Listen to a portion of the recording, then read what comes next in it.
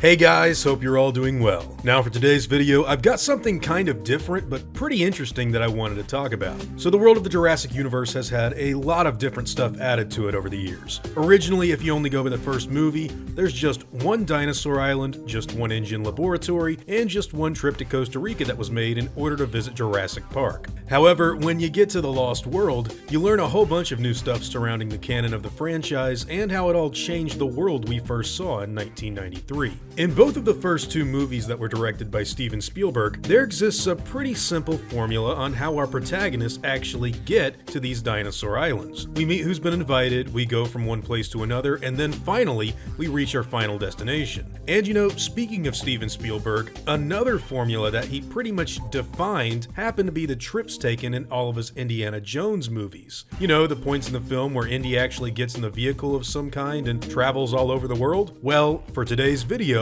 I kind of wanted to show you all how this would look in the context of the Jurassic series. This is to both show how expansive the world of this franchise can be, and to also just have a little bit of fun when talking about these movies. And the best way to start that out and get a good idea on how everything goes down in the world of Alan Grant and highly intelligent raptors, I figure we need to start from the first film. So without further ado, this is how everyone got to Isla Nublar.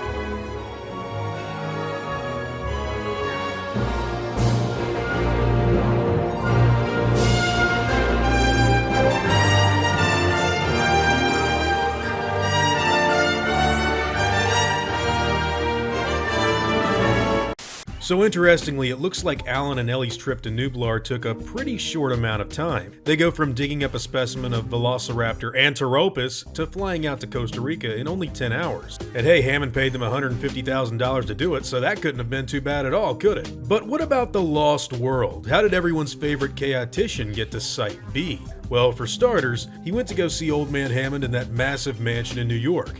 And after that, well, you've all seen the movie.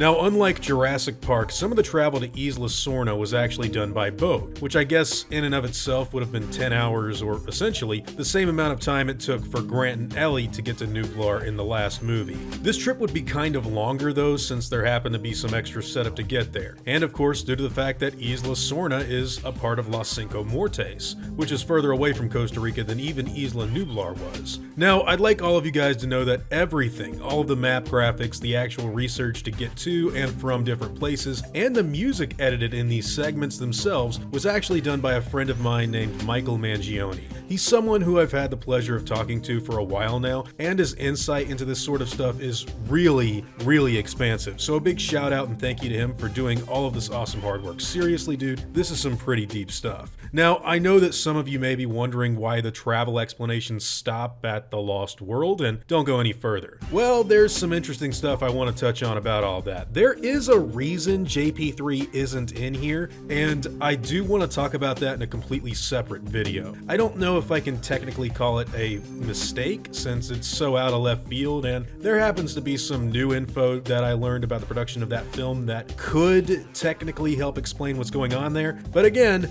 I want to save that for another time. And as far as Jurassic World goes, well, there's not really too much to talk about. I mean, the kids are home, then they're flying, and then they're on the boat to Nublar. It's not really an important part of the plot at all, and it's a location that we've already traveled to before in the first movie, so I don't really think it's too serious to go into. But hey, look, Fallen Kingdom's trip from Isla Nublar to California, look, there's just no way that I would want to tackle that subject, because then I'd have to also look into the logistics of Peter Ludlow's trip from Isla Sorna to California. Oh boy, let me tell you, don't think about it. The SS Venture's journey in the Lost World and the Arcadia's trip from Fallen Kingdom, look, let's just say things get kind of complicated.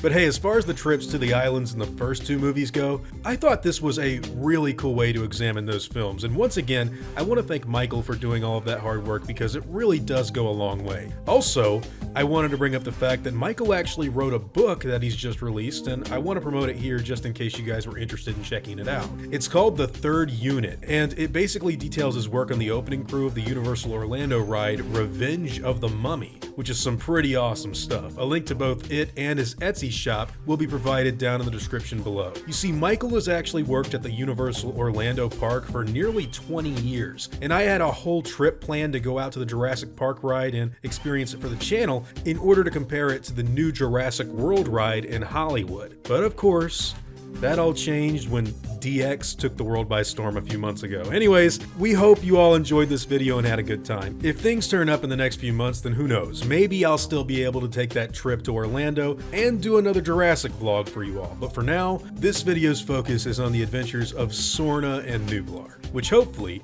you all enjoyed.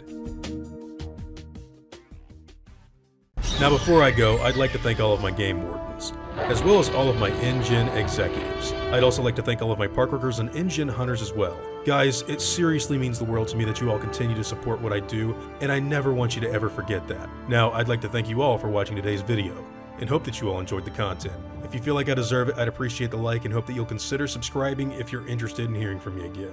I'll see you all in the next video, guys, and as always, take it easy.